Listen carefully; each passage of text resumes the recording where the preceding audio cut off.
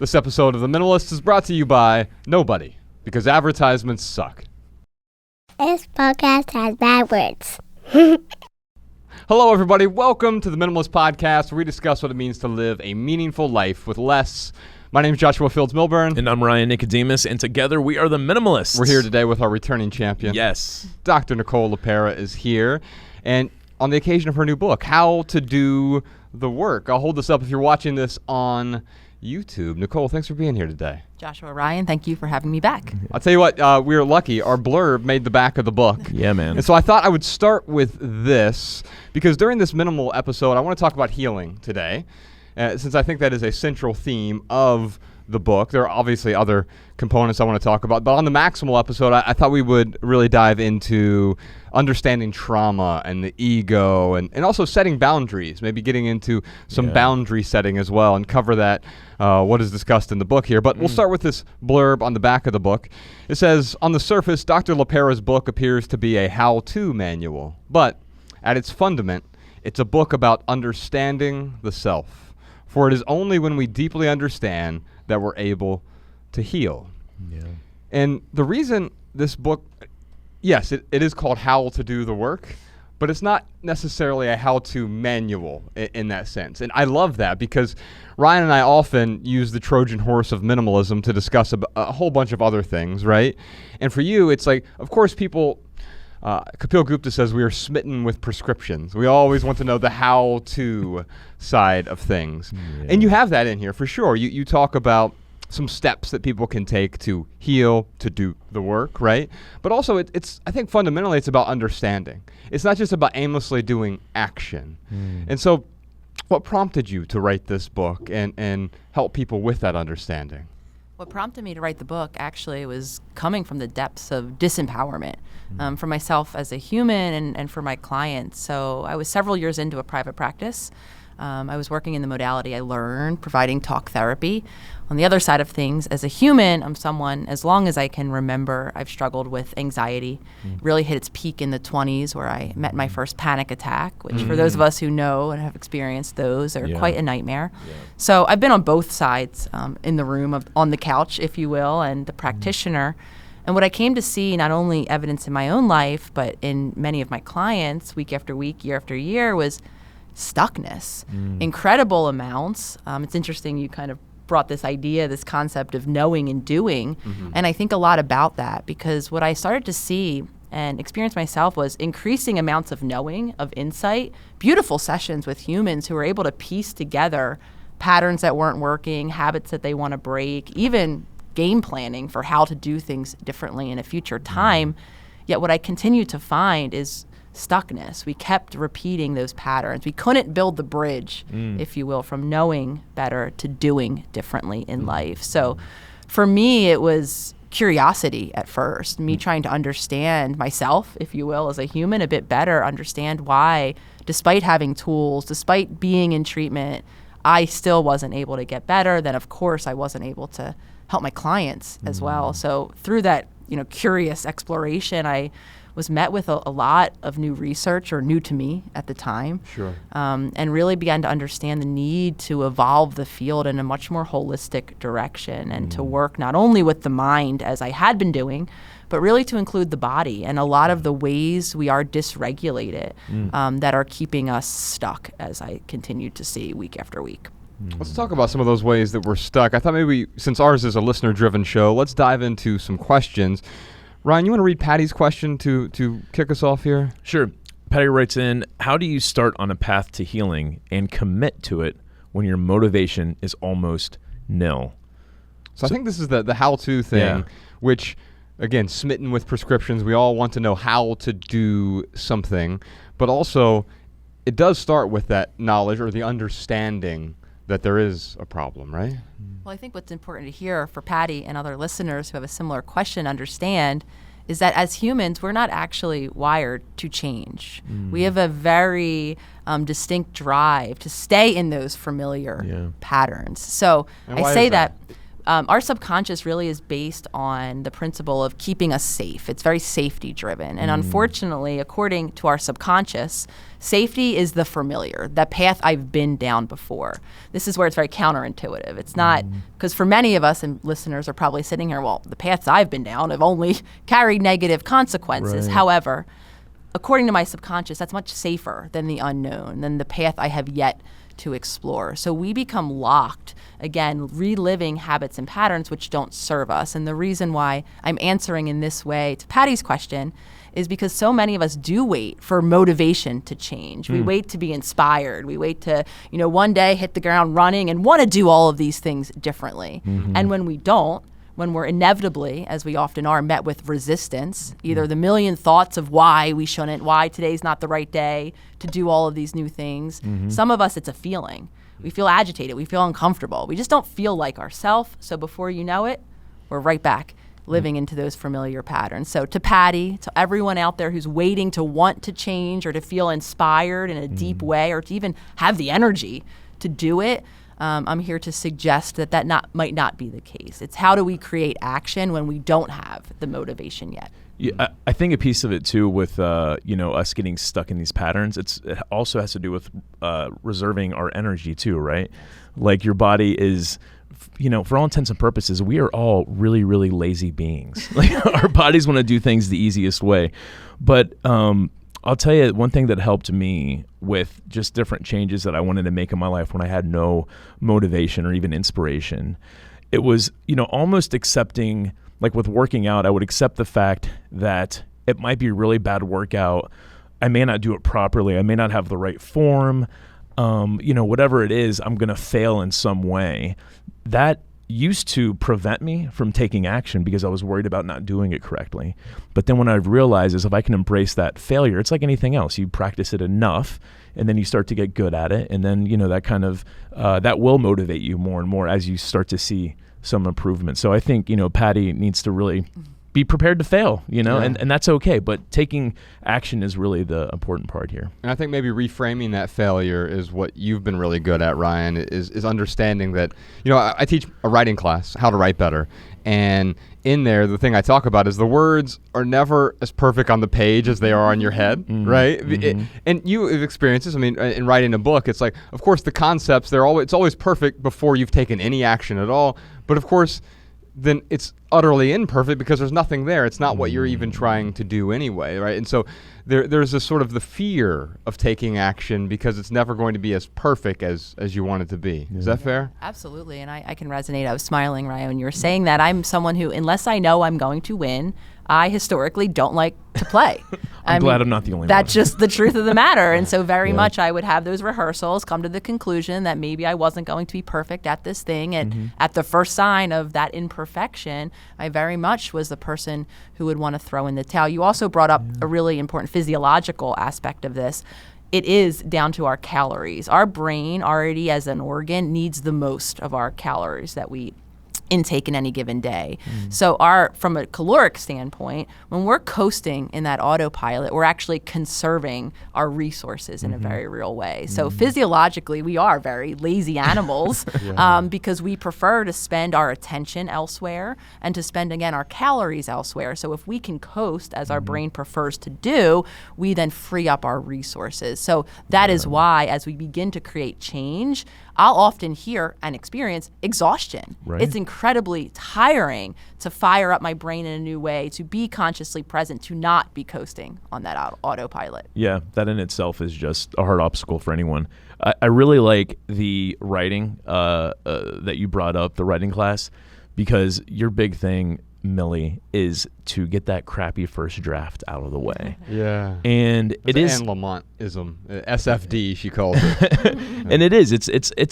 That first draft is always going to be crappy. Have you ever written 10,000 words and not changed one of those words? Right. It never. Right. Yeah. And the reason being is, in fact, I'm more of like a 9 draft kind of person. And I realized that recently with our new book that's coming out, Love People Use Things. I finally thought I had it because this is our 5th book and 4th together. And I was like, okay, finally have this. It's one and done, maybe a second draft. And by the time, 4th or 5th draft. And no, of course, it was still 9 drafts by the end of it. And I realized, like, oh, this is just part of the process. I could look at, I could reframe it as, oh, that's 8 failures. Well, no, it was 8 steps to get to where I wanted to be. That's all it was. It took a little bit longer. The path was more circuitous. But of course, isn't that where all the exploration is anyway? Yeah. Yeah, I really feel like if people can get comfortable with the process rather than focusing on the results will come. But that process is really, that's the piece that if you can get comfortable with, then the results will follow. I think it's tricky though, right? Yeah. Because we also want to have a destination in mind. And I'd love to hear your thoughts on this because, when I left my apartment this morning and I walked in here to the studio, yes, I could say it's all about the journey, but I also had a destination in mind. I was walking here specifically, right? And I could have been, well, wherever I end up, I end up. Well, that would also screw me up as well. So understanding where we're going to go and the journey is also, I think it's almost like they're equally important in a way. What are your thoughts on that? I think they are equally important, and I think choice really becomes the important component here, right? Making a choice when we're paying attention to our future goal and when we're grounding ourselves in the moment, and creating space for both. Having the moments, whether it's planning or journaling or however we prioritize what our goals are. Some of us even like to break them down, right? 10-year goals, 5-year goals, year goals. Having the long view of future, though, then in the moment, grounding ourselves in the moment. Okay, what step can I take now? How present can I be to what's happening here and now that will build me to that place? So it's kind of being able to use that pivot. And I'll speak as someone who only really always had my eyes on that hypothetical doneness place that I've been endlessly searching for, where all of my boxes are checked and I can relax. You're a completist, just like Ryan and I are. Yeah, a lot of us are. I think a lot of us culturally, I think we got a lot of messaging from a very early age of overemphasis on doing, even doing in terms of our thoughts, our thinking mind. This idea of just sitting, in peace is not productive in some way. So some of us, even if we're not physically doing around our environments, we're mentally doing all of the time. For a lot of us, that is a future-based thought process. And yes, we are humans. We are gifted with that ability. I mean, one of the main separations of us and animals is that ability to view our past, to troubleshoot what maybe didn't work, to even plan for a future that's different. Yet I think a lot of us fall into that trap of too much doing, too much seeking. So how do I find that space where I have my eyes on a goal and I can still be grounded in the present to get me to that goal? And that goal, or arrival, or whatever we want to call it can either be empowering or disempowering depending on what it is. Like when I walked into the studio this morning, if the walk was 1,700 miles, I would have just thrown my hands up in the air and say, oh, look, this is unrealistic, right? But no, it's whatever it is, 1.5 miles, 2 miles, and it's like, oh, I can do that because then it is, okay, what do I need to do in this moment in order to arrive? We have another question here from Lottie in Washington, D.C. Do you have any advice if you're interested in a minimalist lifestyle, but your significant other is not? Personally, clutter stresses me out, and that's one of our biggest fighting points is I prefer a clean and clutter-free house, and he prefers to hang on to things. So, Nicole, if I were to rephrase this question in a way that's applicable to everyone, because a lot of people listening to this podcast are obviously listening for the whole minimalism aspect and the clutter, and we think it starts with the stuff. Our material possessions are a physical manifestation of what's going on inside us quite often. There's a lot of internal clutter that we're dealing with. And so I want to talk to you about some of that internal clutter. So if I rephrase the question, it's how do I work with someone I love to adjust our lifestyle preferences so I can attain and maintain mental peace? And so that's really what we're talking about here, is there's a lack of peace because there's some tension in the household, right? And it's not always around stuff. It can be around any number of things. Yes, absolutely. I get this question too a lot, Joshua, in the context of someone being inspired to start a healing journey. And the similar then question that follows is, what do I do if my partner seems resistant, isn't on board, is doing their own thing, or whatever version of that is? So now you sometimes hear it manifested as, how do I force my partner to have my same exact ideals? So the first response to this is exploring what we really mean, because a lot of us, that is our intention, is how do I create change, but really, how do I make someone else change? How do I, and as someone, Lottie, was that her Yes, the name? Lottie. So Lottie, I will say I'm the first person to resonate with your experience. I am so energetically sensitive.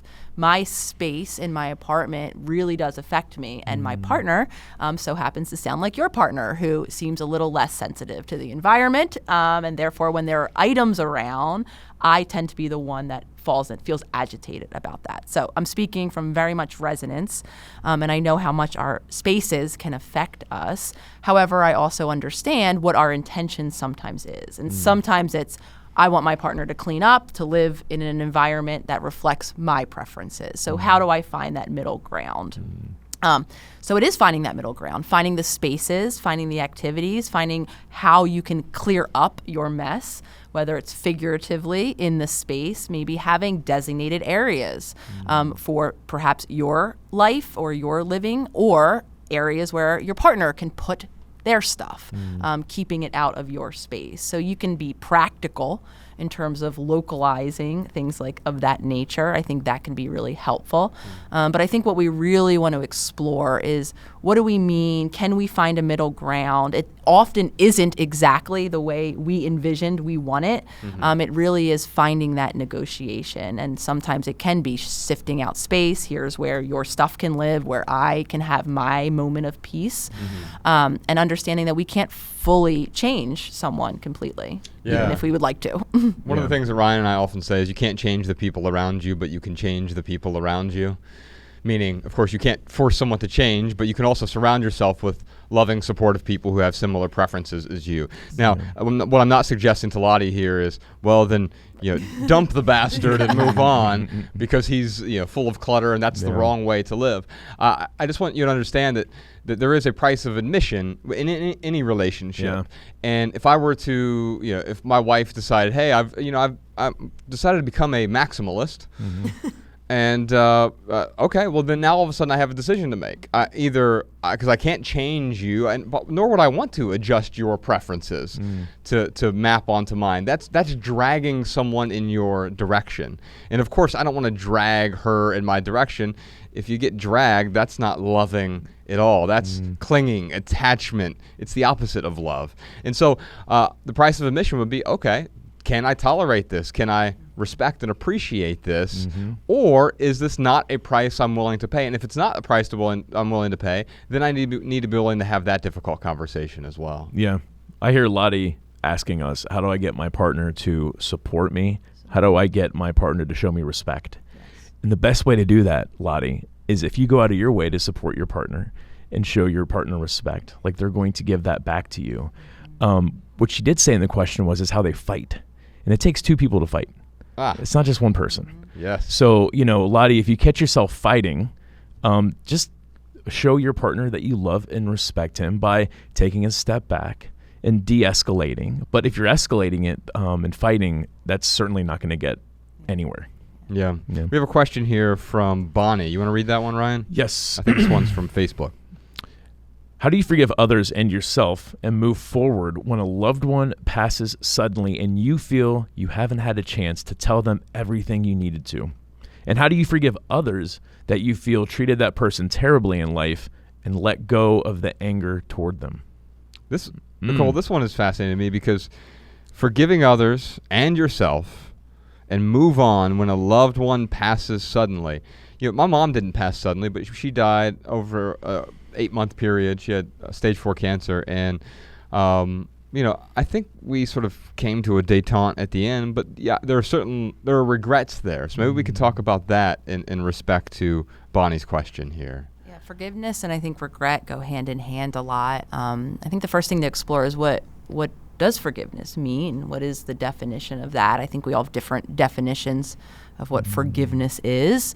My definition of forgiveness has to do a lot with acceptance, accepting what was. Doesn't mean we have to feel positive about what was. We can still retain how we felt about what had happened.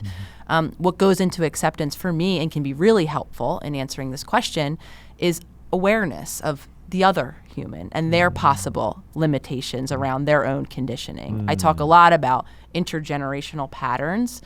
my understanding is that we are very much limited by the people who came before us, by the tools they had, by the resources they had, by what they were able to model for us and experience with us in often relationship with us. And the truth of the matter, for most of us, is we were raised with people, with caregivers that had their own limitations. So for me, when I explore the concept of forgiveness, it means making space for that awareness, that empathy, that understanding that this thing might have hurt me in my past, whatever he or she did or didn't do.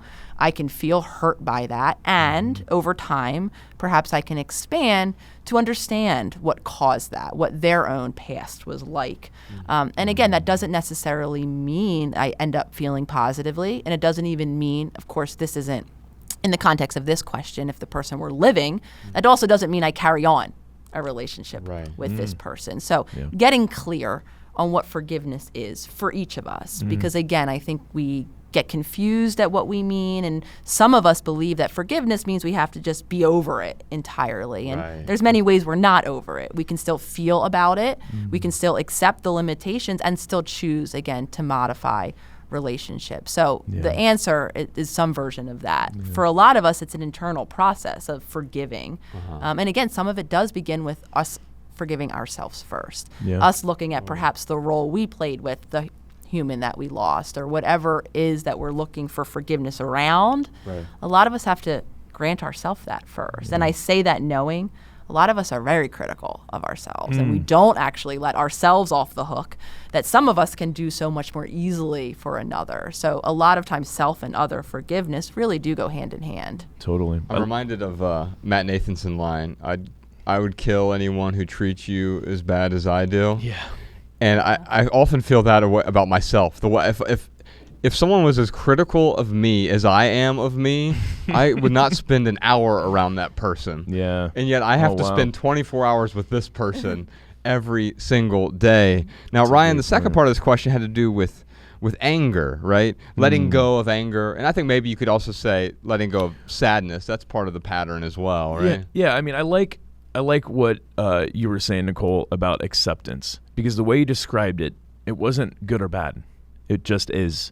And I think if someone can work towards that piece of it, and I think they get there through what you talked about, through a little bit of empathy or maybe compassion. It made me think of Rob Bell. I don't know if you've ever heard of Rob Bell. He's awesome, I don't know, philosopher, I'll call him. He used to be a preacher. But anyway, he has this thing where he talks about, everyone around you is fighting their own battle.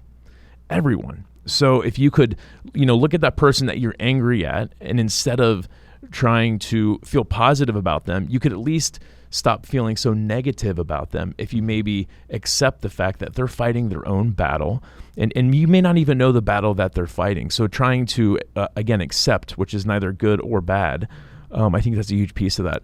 The one thing I'll say too about yourself and feeling like you didn't say everything you needed to say, and now Bonnie is beating herself up.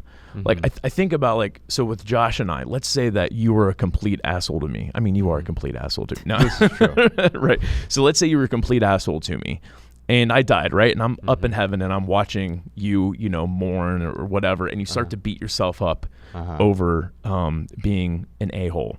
Like, what I would really wish for Josh is two things. One, be kind to yourself. Like, that's the best thing that I think Bonnie can do is first, like you said, Josh, be kind to yourself. Don't treat yourself poorly. And then the second thing is, I would love to see Josh start to, maybe other people that he's being an a-hole with, maybe he reverses that and he starts to use the time that he has left to change the behaviors. Because I think about that with my wife, for example, who is alive. But I can, I can still see with her where there are things that I've done that have hurt her. And whether it was an argument or, whatever, I'd love to sit here and say I'm perfect, but I'm not. And I used to beat myself up for that. But kind of what I tell myself is look, you still have a long relationship with Mariah. So use that time and do what you wish you would have done, up to that point. Yeah. So, so acting different to others, even though, maybe that loved one has passed away, you can still use that as an example or as a lesson to help you treat others differently moving forward, and spend the time and say the things that you need to say to those. And one other Rob Bell-ism for you, he talks about, echoing what Nicole just said, sometimes the best way to love someone is from a distance. Yeah. And so because you've forgiven someone, as you say, and if they're still around, it doesn't mean that we have to continue to have the same relationship with them. In fact, we don't have to have any close relationship with them at all, especially if it's a toxic relationship. They may be toxic, you may be toxic. It could just be that it's two perfectly non-toxic people, and the chemical reaction of them together causes some sort of chemical or toxic explosion, and it doesn't go together very well. But before we wrap up this question, can we talk to Bonnie about letting go of anger? Yeah, letting go of anger. Anger comes up a lot, and is very understandable. Something I wanted to just add on to this piece that applies here too. A lot of times we're having a feeling because we're assigning a meaning, a very personalized meaning. Someone didn't love me enough, so they didn't show up in this way. So whether, again, we're talking about anger or this whole conversation around forgiveness, the reason why I think about, lineages and limitations that are passed on to us is because it often isn't personal. Even when I'm having a reaction that could be very, I am also not perfect. I say things I don't mean. I do things I don't mean when I'm having an emotional reaction to something. In that moment, it's not about the person that I'm typically projecting on, who happens to be my loved ones, my partner, who I'm screaming at or ranting about, or, in that moment. It's really not about her in the moment. It's about some older pain that's been unearthed. A lot of times, same thing applies with anger. When we're feeling angry, it might be projected, triggered, activated by something that someone did.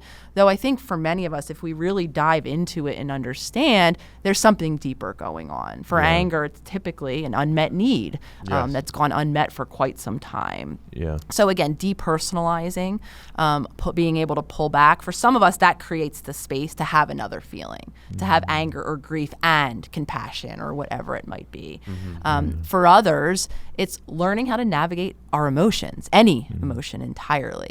Because what a lot of us do, and I talk about it in the book, a lot of us make emotions mental events. I mean, some of us make them mental matinees, lifetime events that go on for years. We don't allow emotions to just live in our body as they do. Emotions are energy. They're hormonal shifts and changes. They end. However, what a lot of us are doing, especially with anger, we have a reaction of anger, and then we bring it up to our mind, and we begin to stew or ruminate about what made us angry, whether it happened now or 25 years ago. And then we live that scenario on in our mind, continuing to expand then the duration of anger, or insert really any feeling. Yes. So when we're learning to navigate, as many of us need to do into adulthood, we need to cultivate emotional resilience, cultivate the ability to navigate our emotions. I know I had zero ability. I lived so disconnected from any of my emotions that dropping into my body and being able to be with my feelings as physiological events was a practice in and of itself. And if we can break that habit of telling ourselves stories about our emotions and essentially living in them, many of us can give ourselves the opportunity to have a feeling, tolerate it, and then allow it to release. Yes. The first step in letting go is to stop clinging. Stop. Yeah. You can tweet that podcast, Sean. But I think the understanding, maybe Anthony DeMello would say that if you're not an angry person, it's anger appears.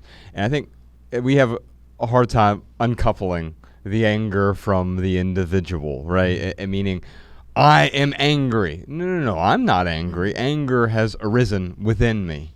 And once I've uncoupled that, I'm able to not cling to that anymore. I'm able to see that for what it is. Yes, anger has appeared. And it appears as though it is inextricable for me, but I know it's not, because 3 minutes ago I wasn't angry, or 3 days ago, or whatever it is, I wasn't angry. And so understanding that allows us to drop it, not prescriptively, here are the 3 steps to let go of your anger, but in the sense that once I understand the anger, it's like a snake crawling on me. I don't need the 3-step manual to fling it off of me as soon as it crawls onto me. I simply will notice the snake and immediately will drop it, let it, get it off of me. And I don't need I don't need to understand the how-to. It's simply, as soon as I understand it's there, the how-to will take care of itself. Ryan, what time is it? You know what time it is? It is time for our lightning round, where we answer your text messages. You can text your questions and comments to 937-202-4654. Yes, indeed.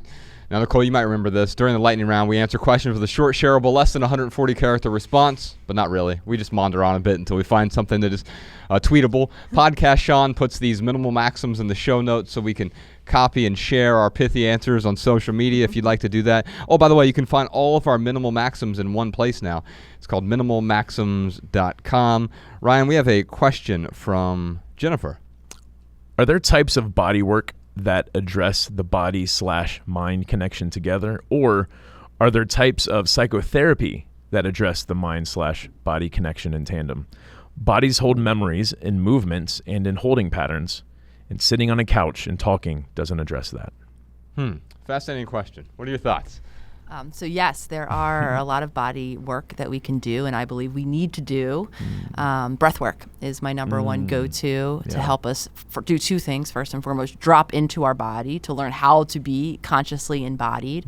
Many are, like myself, very disconnected from our physical body, not attuned to its signals, may not even be aware there's emotions happening. Everything I'm talking about for a very long time for me was lost on me because I felt very flat.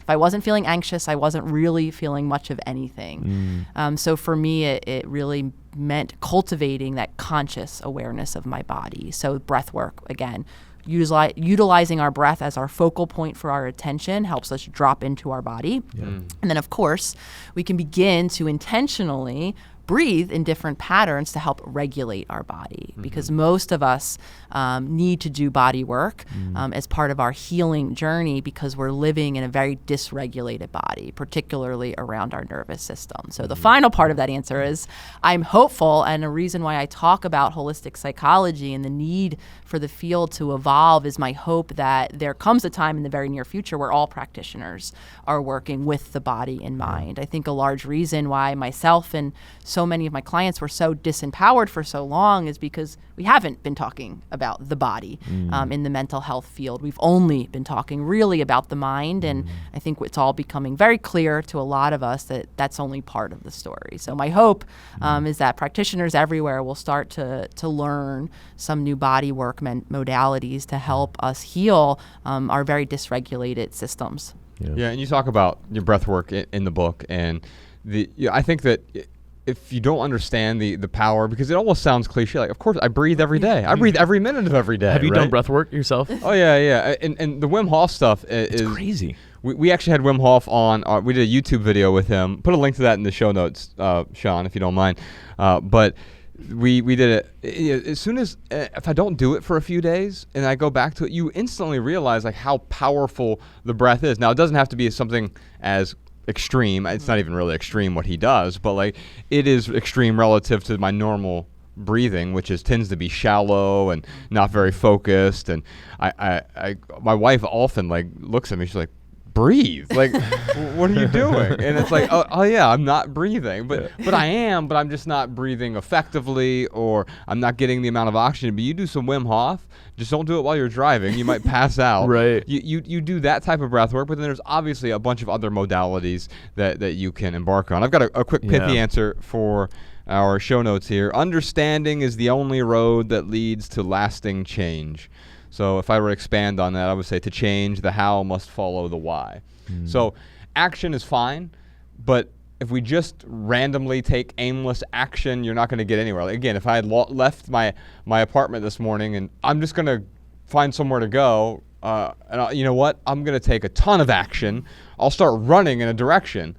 I might be running in the wrong direction in terms of I'm not going to arrive where I want to arrive. So understanding first, that leads to the action. Then the action becomes, once you understand, like, okay, breath work will help me, then you can find the modality that works best for you. Yeah. I think maybe the best way to sum that up is like when you're on a journey, you've got where you are, you've got where you're going, and then you have the how you're going to get there. And it's important to have that balance between those things. The breathing, I just want to encourage our listeners who have not tried any breath work. it is an instant energy shift. So I'm sure you could find some stuff on YouTube real easily, just, a 5-minute breathing exercise. I did this like 45-minute class one time, and I thought I was in outer space. Like, it was unbelievable.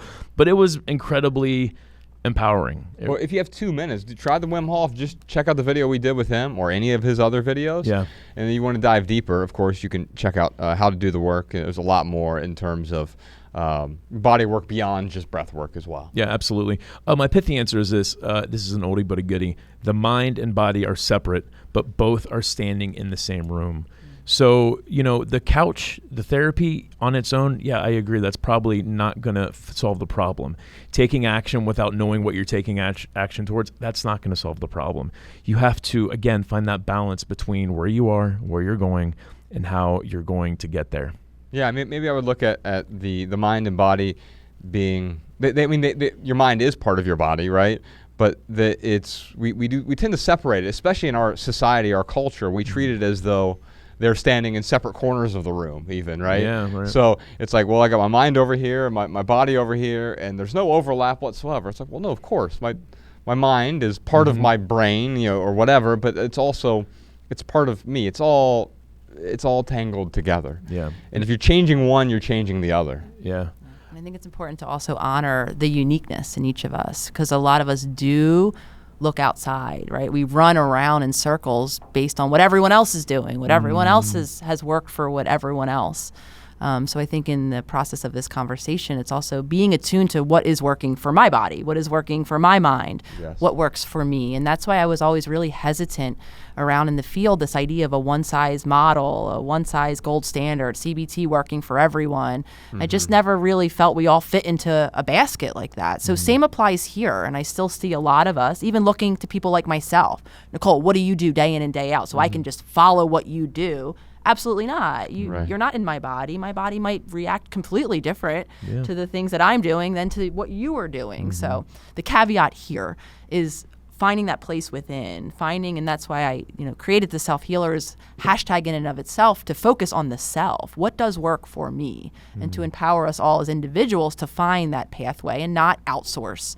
Because I've seen that that's another way we run around in circles based on, because now we have 1 million people online sharing their opinions. So we have 1 million protocols we could begin tomorrow if we so choose, though we're quite unique. Yeah, it's and by the way, following that recipe is not going to get you the same results, because there are a whole bunch of unquantifiables as well. Even if you, Nicole, followed your recipe, you wouldn't get the same results, because there are a lot of other intricacies, and it's the sort of butterfly effect of all the relationships and acculturation that's gone on in your life that has led you to where you are. Part of that has to do with the recipe, the step-by-step thing.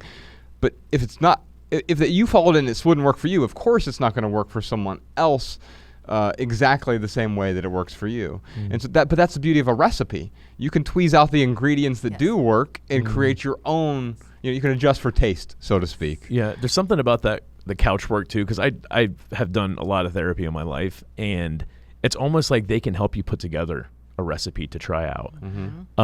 But yeah, going and seeing a therapist without doing the work that's involved after you talk to your therapist, even if it's just a perspective shift. I mean, the best therapists that I've had, they just help me look at something a little bit differently. And then when I ruminate, I focus on that perspective that they helped me get. So yeah, couch work is great, but it has to be coupled with action. And I think the best couch work, so to speak, will sort of force action in a way, because if it delivers that understanding to you, for example, if you read How to Do the Work and from that you get a deeper, more profound understanding, then the how-to begins to appear before you. You begin to understand, okay, there are some tips and things in here, but once I have that understanding, I know what direction in which I need to walk to move ahead.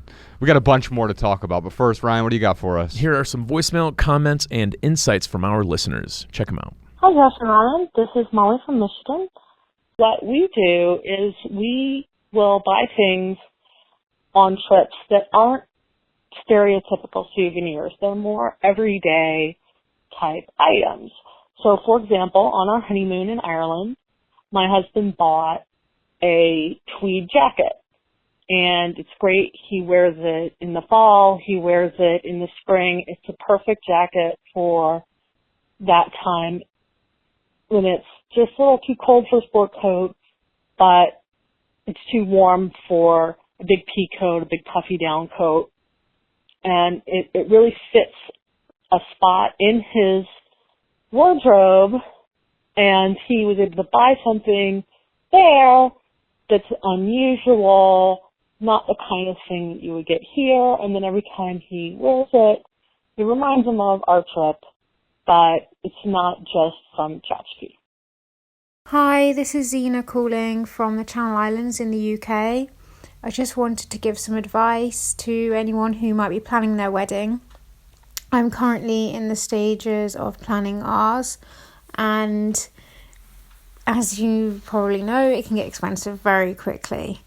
So we're looking at different ways that we can reduce the costs. And we were discussing our wedding rings, and basically I have some old jewellery that I no longer wear, and I was looking at how I could let these go. So an idea that we had was to trade in this old jewellery I no longer wear to reduce the cost of the wedding rings, and we managed to reduce it by about £20 by trading in this old jewellery, which I know it doesn't sound like a lot in the grand scheme of things, but every little helps, and it was a really nice way of letting go of some old jewellery and putting the money towards something meaningful towards our future. All right, y'all. Thanks again to Nicole for joining us today. We have a bunch more surprise questions for her this week on the Minimalist Private Podcast. But in the meantime, make sure you check out her book. It's called How to Do the Work. Love the subtitle, Ryan. Recognize your patterns, heal from your past, and create yourself. Yeah. You can also find her online. She has a brand new website, theholisticspsychologist.com. Follow her on Instagram as well. We'll put a link to her Instagram and her YouTube channel on our podcast show notes, because she has a thriving community in both places, on Instagram and on YouTube, The Holistic Psychologist. And real quick, for right here, right now, here's one thing that's going on in the life of the minimalist. Ryan, it is time for our annual performance review. All right. I quit. You remember those? All right. So for those of you who aren't familiar with annual performance reviews, in some corporations, virtually every corporation. Yeah, they have you do an annual performance review. So when you're on the bottom run, it's really easy because you just have to do it for yourself. You have to reflect on how your year was, and then you go see your boss, and then your boss tells you, they reflect with you, agree with you, or disagree with you, whatever. When you're managing 150 retail stores and you're managing those managers, there's a lot of performance reviews. Yeah. And that was probably you might have liked it because there was a lot of writing involved. It wasn't the kind of writing. That was the writing I had to do, didn't get to do. Yeah. But what we're asking for today is we don't do this. You hear most people, they do a podcast about make sure you like and subscribe. You're never gonna hear me tell you to like and subscribe to anything. Subscribe if you want. Yeah. If you don't want to, then don't. But one thing that does help us, and we tend to ask for this once a year. That's why I'm calling it our annual performance review. You can rate us on Apple Podcasts, and you can leave us whatever you think a fair rating is, and also write a review. That does help us in the algorithms. It helps us reach more people. So we don't ask for this every episode like everyone else does. Every other podcast you listen to, they give you 14 different advertisements, and then they also ask you to go out of your way to rate them every single episode. Yeah. We don't do it. We do it once or twice a year. We'll ask you, hey. In fact, last year, I don't know if we did it at all last year. So if you haven't rated us on Apple Podcasts, even if you don't listen to this on Apple Podcasts, that's okay.